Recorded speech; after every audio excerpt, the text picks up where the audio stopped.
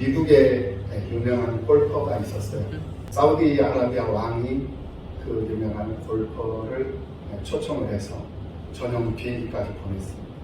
그래서 전용 비행기를 타고 사우디아라비아까지 이제 와서 왕과 함께 골프를 며칠간 즐기면서 많은 후한 대접을 받고 이제 돌아갈 때가 되어서 이제 갈 채비를 하고 있는데 사우디아라비아 왕이 골퍼에게 선물을 하나 해주고 싶다 라고 제안을 합니다.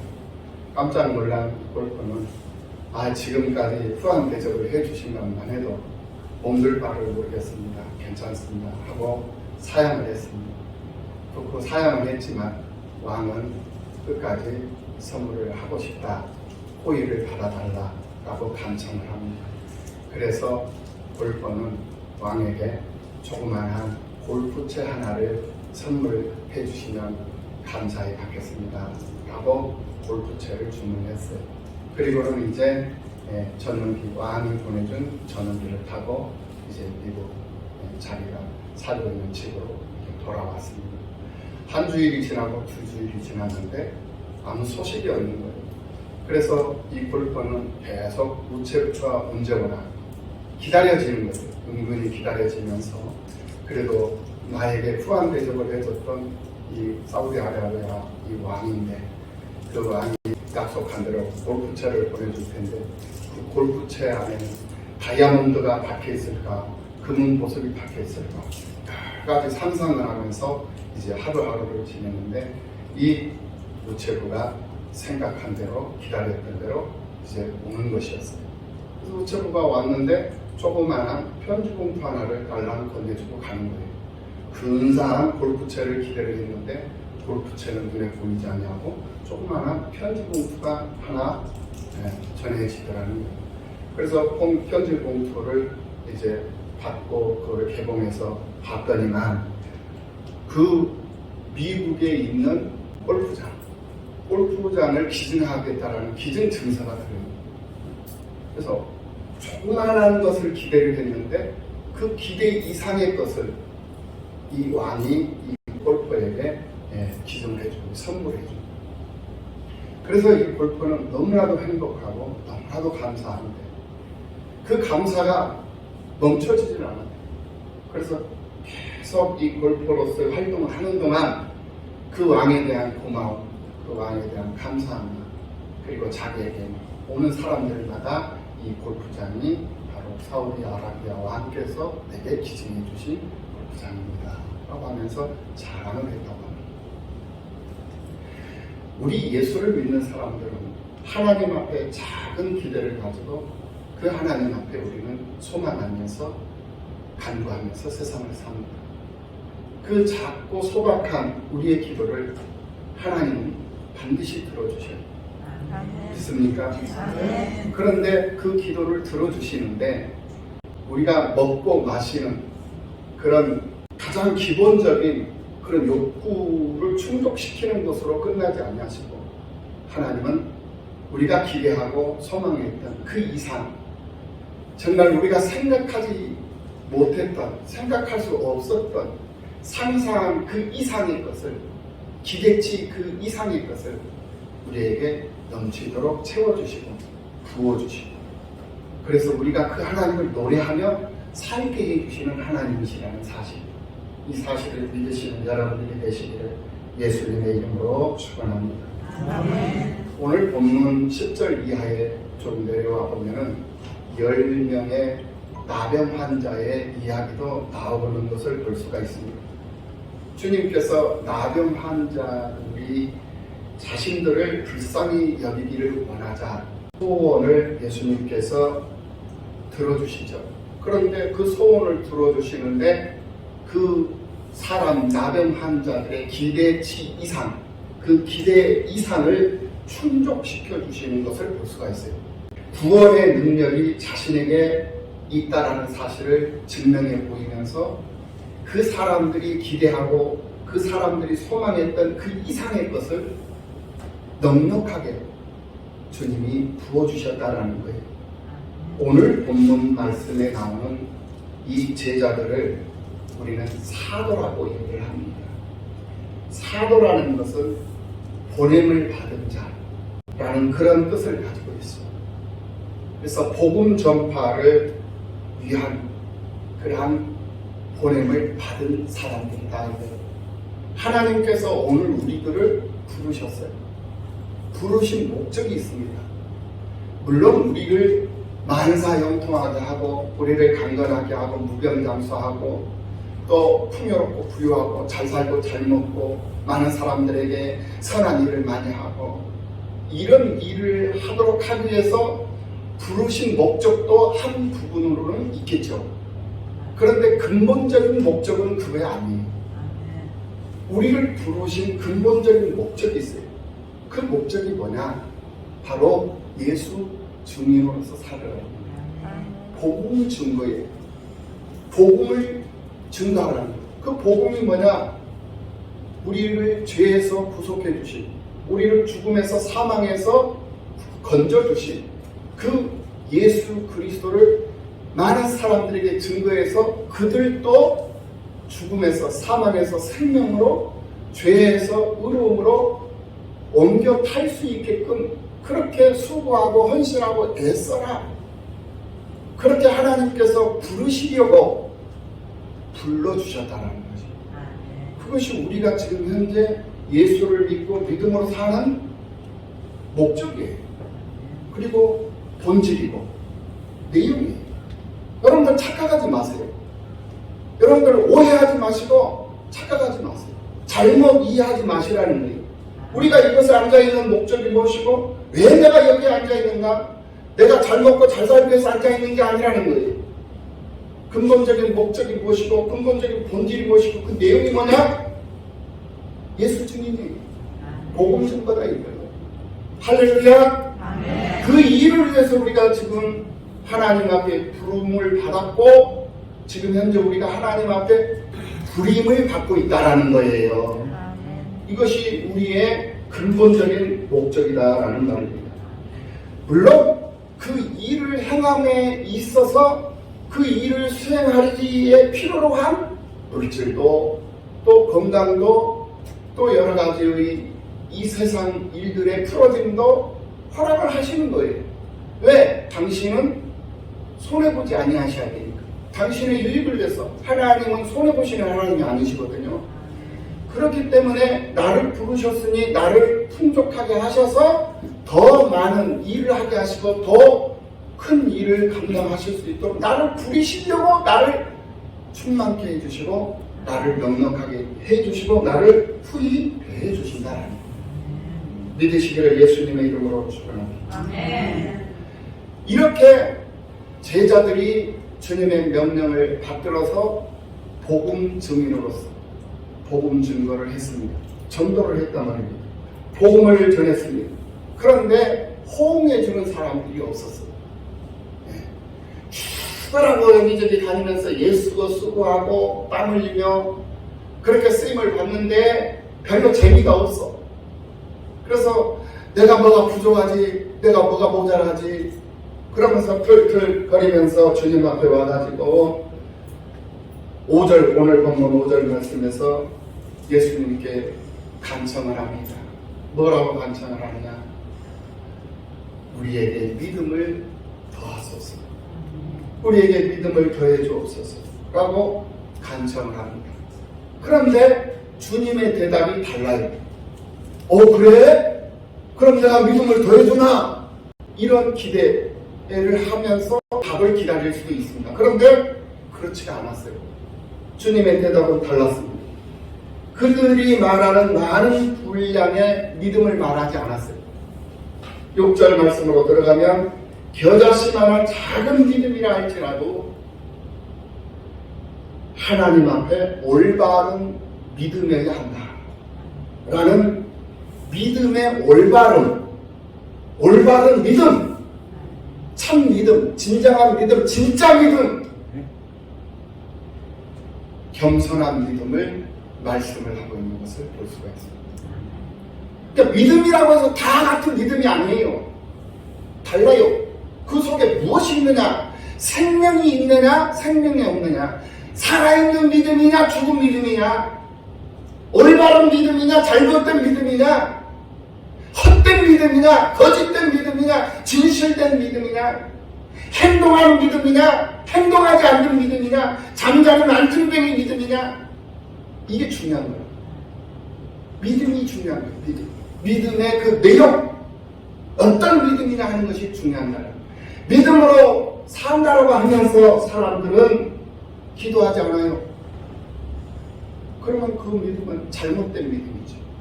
하나님 잘못된 믿음을 말씀하시잖아요. 기뻐하시지 않습니다. 나는 믿음으로 산다고 하면서 기도하지 않고, 믿음으로 산다 하면서 전도하지 않고, 믿음으로 산다 하면서 예배 드리지 않아. 예배 자리에 없어. 그게 어떻게 믿음으로 사는 사람의 모습이고, 그 사람을 가르쳐서 어떻게 믿음으로 사는 사람이라고 말할 수 있으며, 그 사람을 어찌 하나님이 기뻐하실 수 있으며, 기뻐하지 않는 그 사람에게 어찌 하나님이 천국 문을 열어 천국보화를 우리에게 부어주실 것이며, 한번 생각을 해보자면,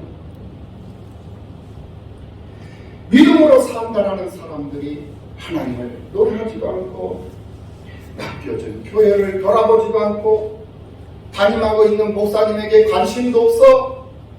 목사님이 뭘 하고 말고 그게 나하고 뭔 상관이냐, 이런 상황이 와버리면 어찌 그 믿음을 올바른 믿음이다 라고 말할 수 있겠느냐. 이게 죽은 믿음이에요. 아무짝에 쓸모없는 몹쓸 믿음, 그런 믿음은 못 써요. 짠데기가 없는 거예요. 그래서 죽은 믿음은 아무 의미가 없는 거예요. 여기서 말하는 이 죽었다라는 것은 실체를 의미하는 것이죠. 실체는 부정한 것이죠. 부정한 곳에는 하나님이 계시지 않아요. 왜? 부정한 것은 더러운 것이기 때문에. 더러운 곳에 하나님이 어찌 더러운 것과 함께 하시겠습니까? 절대 하나님은 부정한 것, 더러운 것, 죽은 것 함께 하시지 않습니다. 그럼 무엇이 더러우냐? 더러운 것이라는 것이 뭐냐? 자기 자리를 떠나는 것이 더러운 거예요. 자기 자리를 떠나는 것, 자기 위치를 벗어나는 것, 그것이 바로 더러운 것이다 라는 거예요. 여러분 한번 생각해 보시기 바랍니다. 연못 속에 붉은한 비단 잉어들이 줄을 모아서 국물을 이루면서 이렇게 물결을 따라서 국물을 이루면서 움직입니다. 그 모습을 우리가 다리 위에서, 우리가 육지에서 내다보면 장관이죠. 얼마나 아름답습니까? 그거 보고 감탄, 이야 정말 멋있다. 와, 빨리 와서 좀 봐봐. 이렇게 안 하는 사람은 그거 조금 모자란 사람. 그 장관, 그 광경은 감탄할 수밖에 없는 거예요. 그렇게 아름답고 멋지고 우아하고 그런 모습이에요. 그런데 그 물고기가 그 물속에 있지 아니하고 내 침상에 올라가 있어. 뛰고 있어. 그러면 끈적끈적한 것들이 내 이불에 다 묻죠. 비밀이 다 떨어지죠. 비린내 나죠. 자, 물속에서 분무를 이루던 그 비단 잉어가 그 자리에 있을 때는 너무나도 아름답고 멋있었는데, 내 침대 위에 올라가 있으니 징그럽죠. 더럽죠. 제거 대상, 청소 대상. 자리에 있을 때는 아름다워요. 그 자리를 벗어나니까 더러운 것이 되어버려요. 그것이 바로 더러운 거예요. 흙도 마찬가지. 흙. 논밭에 있는, 밭에 있는 그 황토, 밭에 있는 그 흙, 논에 있는 그 검정흙, 황토흙. 논에 있는 흙은 검정흙이요, 밭에 있는 흙은 황토흙이잖아요. 그 흙을 봐봐. 그 흙을 정말 조금 이렇게 찍어가지고 입속에다가 이렇게 넣어서 음미를 하는 사람들도 있어요. 왜? 너무 아름다운 거야. 그 황토빛이 얼마나 아름답고 그 속에 그 황토 냄새, 그 밭에만 가 있어도 힐링이 돼버리는 거야. 노래만 가 있어도 힐링이 돼버려. 그래서 너무 사랑스럽고 너무 행복한 나머지 흙을 찍어가지고 입에다가 대서 맛을 본다니까요. 우리 어린 시절 많이 해봤잖아요. 그런데 그 흙이, 밭에 있어야 할 그 황토 흙이 내 침대에 올라있다 생각. 더러움의 대상이야. 오메, 저기 흙이 왜 저기 있어? 더러운 흙이 왜 여기 와 있어? 누가 흙 묻혀서 이 방에 들어온 거야? 빨리 치워! 빨리 청소해! 빗자루 갖다! 빗자루 가져와가지고 다 제거시. 청소의 대상, 제거의 대상이 되어버린다라는 거예요. 있어야 할 자리를 벗어나면 더러움의 대상이에요. 있어야 할 자리에 있으면 아름다운, 멋지고 최고의 그런 모습을 가지고 쓰임을 받는 그런 존재가 되어버려요. 이처럼 우리에게는 저마다에게 주어진 자리가 있어요. 위치, 포지션이 있다 이거예요. 각자에게 주어진 포지션. 가정에서는 아버지로서의 포지션, 어머니로서의 포지션, 자식으로서의 포지션, 부모로서의 포지션, 교회 와서는 목사로서의 포지션, 권사로서의 포지션, 집사로서의 포지션, 각자 자기에게 주어진 위치 있어요, 없어요? 있어요. 그 위치에서 포지셔닝 하라 이거예요. 포지셔닝. 최선을 다해서 멀티플레이어가 되라 이거예요. 최선을 다해. 아빠는 아빠로서의 멀티플레이어가 되고, 엄마는 엄마로서, 자식은 자식으로서 멀티플레이어가 되고, 교회 와서는 권사는 권사로서, 집사는 집사로서, 목사는 목사로서의 멀티플레이어가 되라. 그때의 그 모습은 가장 빛나는 모습이고, 그 모습을 주님이 보실 때 주님이 깜짝 놀라고 주님이 마음의 문이 확 열려가지고 우리 주님도 정신없이 그냥 막 퍼부어 주셔버려요. 할렐루야. 그게 바로 축복받는 비결이요. 그런데 감동을 주기는커녕 자기 자리에서 멀티플레이가 되지는 않고 소극적인 플레이를 해요. 그래 좋아. 소극적인 플레이를 하는 것까지는 좋아. 그런데 안 해. 이게 문제야. 안 해버려. 안 하는 것까지도 그런 대로 그냥 성질은 나지만 봐줄 수 있어. 근데 옆 사람 못하게 방해해버려. 깎아먹는 거지. 이게 문제야. 그러니까 내가 지금 현재 교회 생활하고 신앙생활하고 믿음으로 내가 세상을 살면서 하나님 노래하고 하나님의 이름을 부르고 주님의 노래하면서 주님 의지하면서 주님 바라보면서 사는 내가 지금 어떤 모습으로 하나님 앞에 지금 서 있고 놓여 있냐, 이거 발견하라는 거예요. 이거 발견해요. 지금 제자들이 죽어라고 복음 증거하고 죽어라고 병자 안수해가지고 했는데도 병도 안 낫고 고쳐지도 않고 예수 믿는 사람도 없어. 깝깝한 거야. 그러니까 내가 뭐 모자란 것이 있나, 내가 부족한 것이 있나 하고 주님 앞에 와가지고 주님, 우리에게 믿음을 더하여 주소서.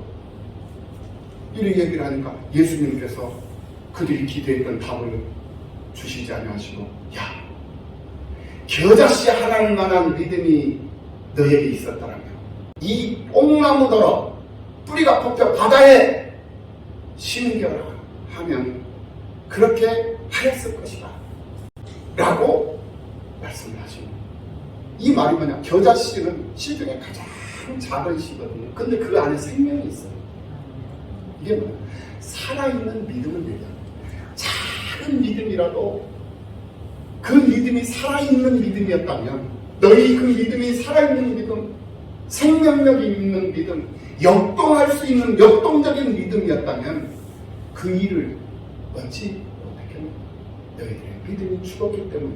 그 죽은 믿음이 어떤 믿음이었느냐, 바로 자기 자리에서 자기 역할을 하지 않고 너희가 내 자리에 앉으려고 하니까 안 되었던 거다. 이렇게 지금 현재 예수님께서 말씀해주고 있는 말씀이다.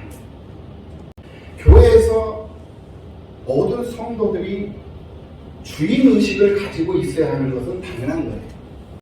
그런데 주인 노릇을 해버리려고 하니까 문제가 됩니다. 주인의식을 가지고 신앙생활하고 교회생활을 하는 건 당연한 것인데 주인 노릇 해버리니까 문제가 된다는 거예요. 주인 노릇을 하는 순간부터 주인 노릇을 하려고 하는 그 사람은 믿음으로 하려고 하는 것이 아니라 자기의 욕심과 교만이 들어가 버려요. 자기를 뽐내려고 하는 거예요. 자기를 드러내려고 하는 거예요. 이게 믿음하고는 상관이 없는 상황이 되어버린 거예요. 그래서 거기에는 기쁨이 없는 것입니다. 거기에는 감사가 없는 거예요. 예수님 당시에 주인과 종의 관계, 그 주인과 종의 관계는 지금의 노사 관계나 주인과 일꾼의 관계로 생각을 하면 안 됩니다. 예수님 당시에 주인과 종의 관계는 소유의 관계예요. 소유. 그러니까 종은 주인의 소유이고 주인의 재산의 일부였다는 거예요. 주인의 재산이었어요. 소유였어요. 종의 어원이 국가와 국가 간의 전쟁을 통해서 이긴 자가 진 자의 왕족을 다 잡아다가 자기의 종으로 삼는 것에서 비롯된 것이 바로 종이에요. 이것을 보면 종의 성격을 우리가 좀 더 분명하게 이해할 수가 있죠. 그래서 죽을 수밖에 없는 원수가 되어서 서로 싸워가지고 마땅히 죽어야 할 사람들이었지만은 그들을 죽이지 않고 내가 너희들을 살려둘 테니 너희들은 나의 종이 되거라 라는 그런 뜻이었다는 거예요. 그러니까 살려두는 것만으로도 감사하고 살아있는 것만으로도 감사하고 그러니 주인을 위해서 충성하고 주인을 위해서 쓰임을 받으라는 것입니다. 종은 주인에게 그래서 귀속되어 있는 것이고 종은 자기의 주장을 할 수가 없는 존재. 그것이 바로 종의 모습이다 라는 거예요. 그래서 종이 무엇을 했다고 해서 주인을 위해서 무엇을 했다고 해서 주인에게 무슨 대가를 받을 수 있는 그런 상황이 아니라는 거예요. 내가 주인을 위해서 어떤 수고를 하고 어떤 예씀을 했다고 할지라도 주인에게 칭찬받으려고 생각 말아라. 주인에게 상급받으려고 그 생각 자체가 잘못된 것이다. 지금 이 말이에요. 이러한 주인과 종의 관계를 주님은 주의 공로를 의지해서 구원받은 우리들과 주님과의 관계로 설명을 하고 계시고 있는 거예요.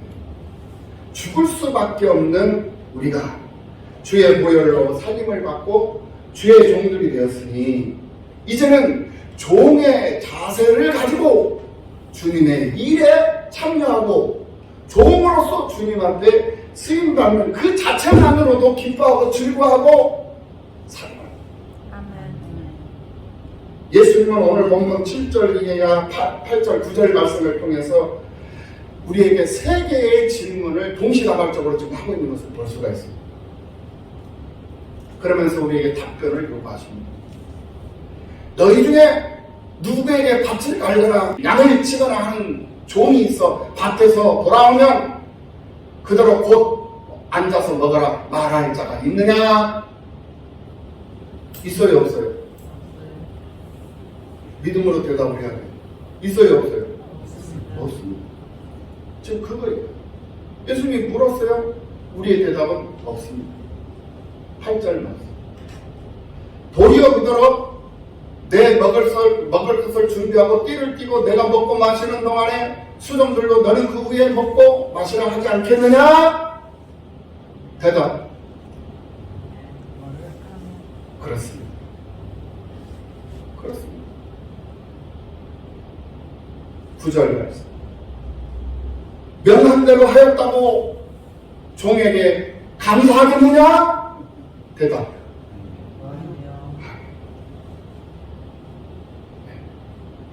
우리 주님이 지금 세 가지를 질문하시면서 우리에게 대답을 요구하고 계신다.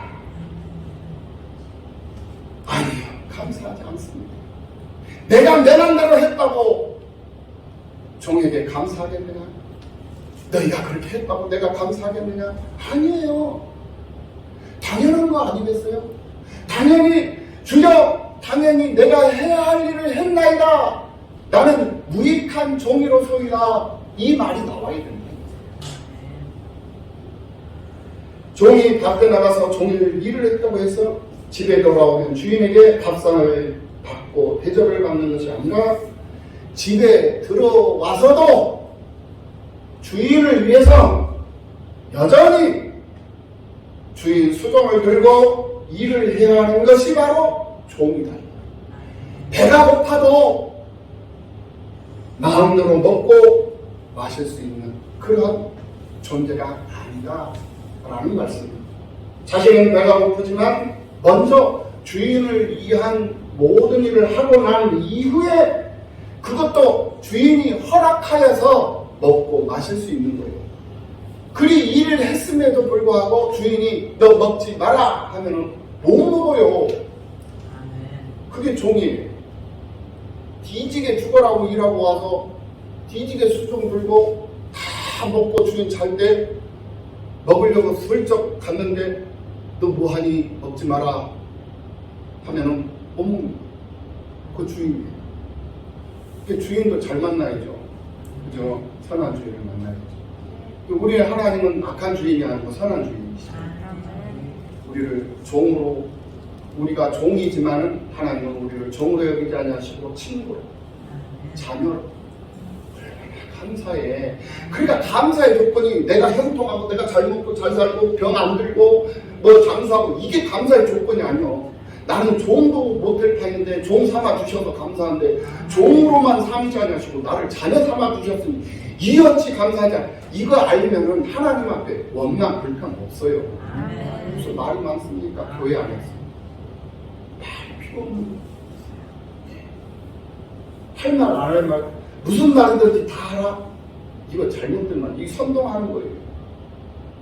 목사님 깜짝 놀랐어요, 그 말을. 교회 안에서는 하고 싶은 말도 안 하는 거예요. 하고 싶은 말도 절제를 하고. 또 해서는 안 될 말은 절대로 안 하는 거.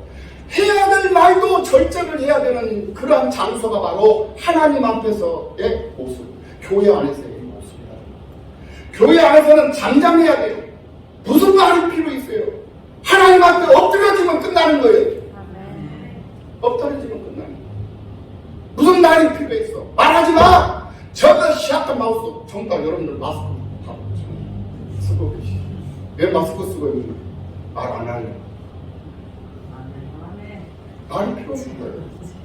교회 와서는 그냥 엎드려져. 안 좋은 것이 보이고 속상한 것이 보이면 엎어지면 되는 거야. 엎어지면. 엎어지면 끝나버리는 거예요. 그게 답이야. 답이야. 여러분 시편 46편 10절 말씀을 봅니다. 그 말씀에 이르시기를 너희는 가만히 있어 내가 하나님됨을 알지어라. 가만히 있어. 제발 좀 설레발을 치지 말고 제발 좀 샷다 마우스하고 그 입 좀 다물고 가만히 있어. 가만히 있고 내가 하나님됨을 보라. 그것이 교회에서 우리의 모습. 그것을 하나님이 우리에게 오늘 누가복음 17장을 통해서 우리에게 교훈을 하고 있습니다. 이 교훈을 마음속 깊이 받으시고 새해는 하나님의 큰 일꾼들 마땅히 해야 할 일을 한 것뿐입니다 라고 하나님 앞에 고백하면서 하나님께 일할 수 있음에 감사하며 사는 여러분 모두가 다 되시기를 예수님의 이름으로 축원합니다. 기도하시겠습니다.